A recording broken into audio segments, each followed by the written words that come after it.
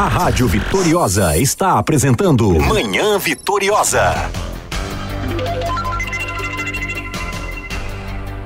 Muito bem, agora 10 horas e 46 minutos, estamos de volta com a nossa programação aqui no Manhã Vitoriosa.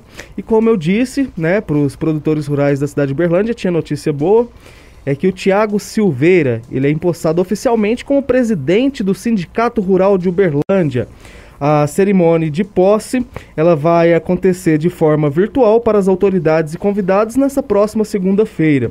E o produtor rural Tiago Silveira, ele tomou posse oficialmente como presidente do Sindicato Rural de Uberlândia na última segunda-feira, dia 25 de janeiro, em assembleia realizada na sede da instituição, juntamente com os demais membros da diretoria e do Conselho Fiscal.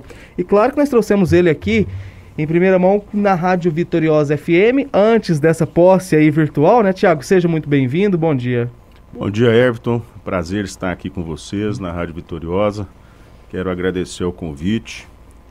Para nós é uma oportunidade de contar um pouco sobre os nossos projetos, o nosso interesse à frente desta instituição tão séria, tão respeitada, que é o Sindicato Rural de Uberlândia, né?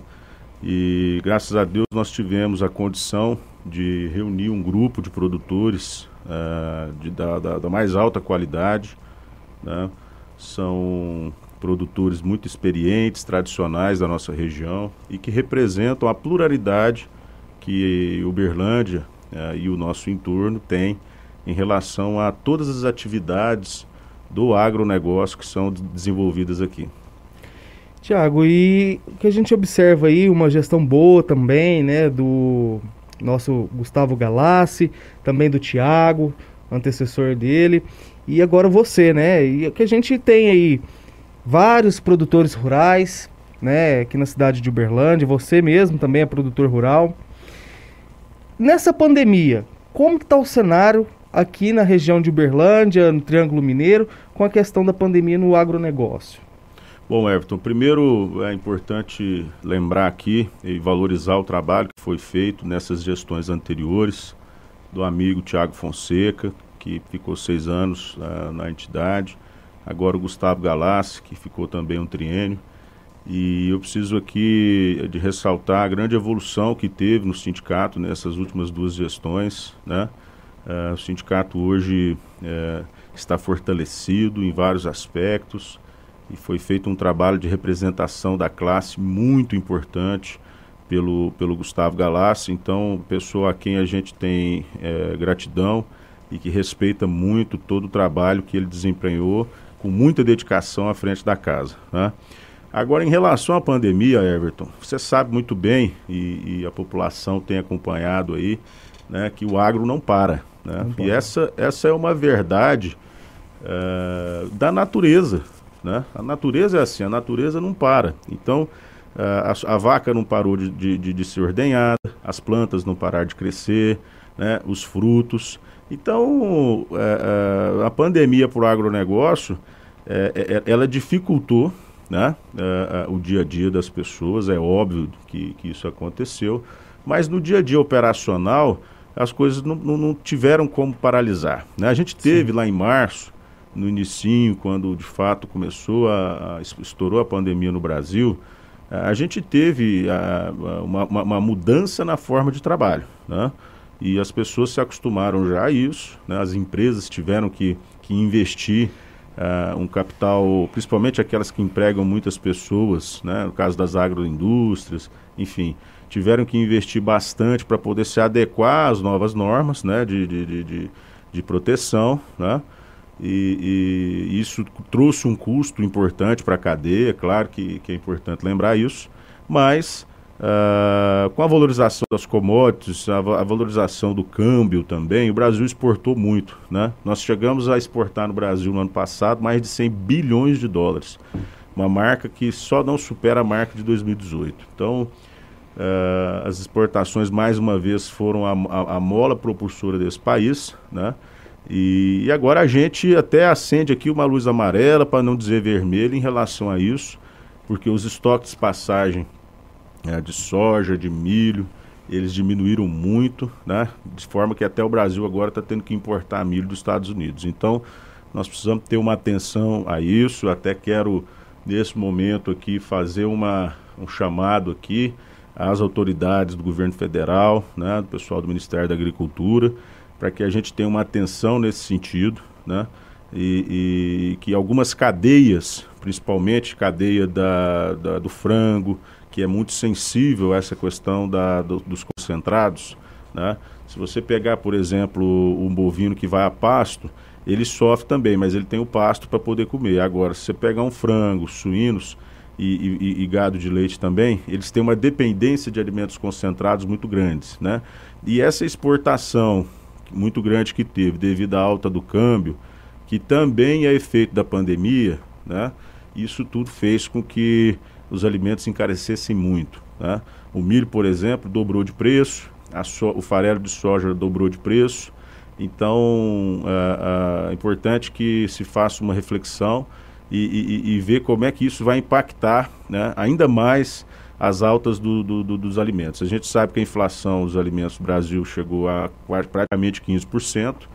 Então, é importante o governo ter uma atenção muito boa nesse sentido, porque o alimento para o consumidor está muito caro e da forma como as coisas estão acontecendo, as projeções que são dadas, a tendência é de mais alta ainda. Então, eu vejo isso realmente como uma grande preocupação e vejo com a preocupação também em relação à cadeia produtiva. Sim. De ovos, de frango, de suíno, de leite, né? Então, há de se ter uma atenção nesse sentido. Tiago, um dos seus planos aqui também para esse mandato é a questão da segurança no campo, né? Como que vocês vão desenvolver? Parece que tem aplicativos que podem ajudar nisso. Como está essa situação? Então, Everton, esse é um assunto muito interessante. A gente tem conversado bastante disso no Sindicato Rural. Recentemente, inclusive, tive a oportunidade de conhecer o comandante Fernando, Coronel Fernando, que nos recebeu na 9ª RISP. E a gente está estudando, né, um projeto que é o Campo Seguro. Ele já existiu lá atrás, agora ele tem uma possibilidade de ter um formato novo, mais moderno, através da instalação de câmeras na zona rural. Essas câmeras têm a condição de identificar a placa, fazer automaticamente a leitura da placa dos veículos, e caso tenha algum veículo que seja furtado, ele já dispara uma mensagem diretamente para as polícias, seja Polícia Civil ou Federal, né? Civil e militar. E então, obviamente, você tem um software, né, interligado também com a Polícia Militar, que proporciona todo esse monitoramento, né? Então, é um projeto muito bacana. Ele já tem o apoio dos nossos deputados estaduais, Leonídio Bolsas, Luiz Humberto Carneiro. E agora a gente precisa de construir um mecanismo operacional disso, né? A gente precisa de entender e ver se nós vamos conseguir viabilizar de fato, fazer esse monitoramento, mas a ideia é que a gente tenha a espinha dorsal da malha das estradas vicinais de Uberlândia, também as entradas e saídas de distritos, todas mapeadas e monitoradas por esse novo programa, né? Tá certo. E o pessoal perguntando bastante aqui, ó. Esse ano, Tiago, vai ter ou não FEMEC e Camaru? Essa é uma pergunta boa também, né, Everton? Ano passado foi cancelado devido à pandemia, né? Tanto a FEMEC em março, quanto o Camaru em agosto, finalzinho de agosto para setembro, né? Então, Everton, bom, vamos falar da FEMEC primeiro, porque está mais próximo. A FEMEC é realizada... geralmente, na verdade, no primeiro trimestre, no final do mês de março, né? A gente tem esperado ver como é que está sendo aí a decisão das outras feiras ao longo do Brasil, né? A FEMEC, na verdade, ela é uma das feiras que participa do grande circuito das feiras de máquinas e equipamentos do Brasil. E a maior parte das feiras, infelizmente, já foi cancelada, né? As empresas que produzem tratores, equipamentos, principalmente as que são multinacionais, elas já anunciaram que não participarão de nenhuma feira esse ano no Brasil, né? Então isso tirou já levou por terra toda a expectativa que essas grandes feiras tinham. Agora, a FEMEC em Uberlândia era uma feira diferente, porque ela é feita geralmente pelas revendas, que são aqui da nossa região. Então, é provável que essas revendas tenham a condição de participar da feira, tá? Agora, eu acho que março está muito em cima. Por quê? Principalmente por conta da vacinação. A vacinação ela ainda não avançou. Eu estava vendo um dado de anteontem, apenas 0,56% da população já teve acesso à vacina. E mesmo assim precisa de ser feita ainda a segunda dose, né?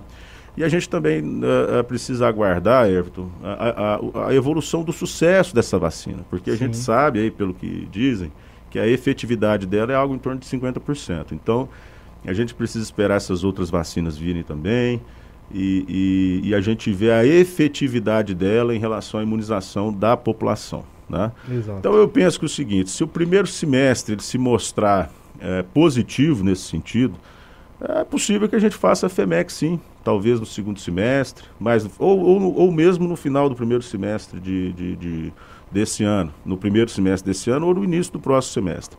Há de se lembrar também que os recursos nas linhas de créditos, eles estão escassos, porque a procura por recursos foi muito grande nesse último plano safra, e também a venda de equipamentos, de máquinas, equipamentos, ela foi feita de um nível quase que nunca visto na história, né? Hoje, se você for comprar, por exemplo, um trator, a entrega dele é lá para maio, junho, né? Porque com a alta das commodities, em função da valorização do câmbio, a agricultura está muito demandada, né? A área de plantio de soja e de milho desse ano vai ser recorde em função da valorização das commodities. Então, eu acho que o melhor momento para se pensar uma FEMEC, né? É claro que tudo isso tem que ser estudado, aqui não é nenhuma posição oficial, é apenas uma ideia.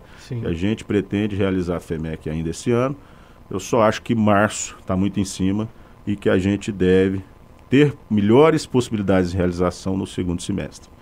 Agora, falando em Camaru, é uma situação particular, diferente, porque o Camaru a gente sabe que ele precisa de um grande público, né? Agora, pode ser que a gente faça num formato diferente. Você sabe que na vida as coisas têm que ir evoluindo, elas têm que ir se adaptando, elas têm que ir mudando. A gente já viu, por exemplo, eventos aí mundo afora feitos com aquelas cabines, né? Então, o que eu penso é assim, nós vamos trabalhar com todo o esforço para poder realizar os nossos eventos e adequar eles a essa nova realidade, né? Se a gente perceber que há sentido para isso, né? Em que o poder público, o próprio Ministério da Saúde, aqui também a nossa Secretaria Municipal de Saúde, ela der essa possibilidade, ela entender também que isso é possível, nós vamos buscar realizar. Agora, nós não vamos forçar a barra também, porque nós temos que pensar, obviamente, na saúde das pessoas, isso sempre vem em primeiro lugar. Com certeza. Nós conversamos agora com o Tiago Silveira, presidente do Sindicato Rural da cidade de Uberlândia. Tiago, gostaria de te agradecer bastante pela participação aqui. E quem precisar, produtor rural, pode procurar você lá no Sindicato Rural? Ô Everton, nós estamos lá trabalhando diuturnamente para fortalecer a nossa classe. O sindicato é uma instituição muito querida, né? E a gente pretende aumentar os serviços para os produtores esse ano, oferecendo serviços jurídicos gratuitos, defesa de multa ambiental gratuita. Queremos oferecer também a possibilidade do produtor fazer a folha de pagamento.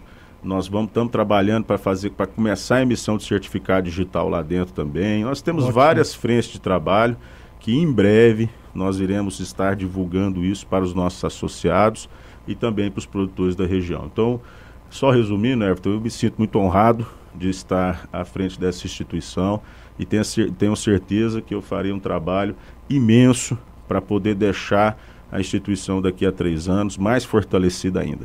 Tá certo, Tiago, muito obrigado, agradeço a sua presença. Mandar um abraço também lá pro Gustavo Lazzarini, deve estar ouvindo a gente, a Daniela.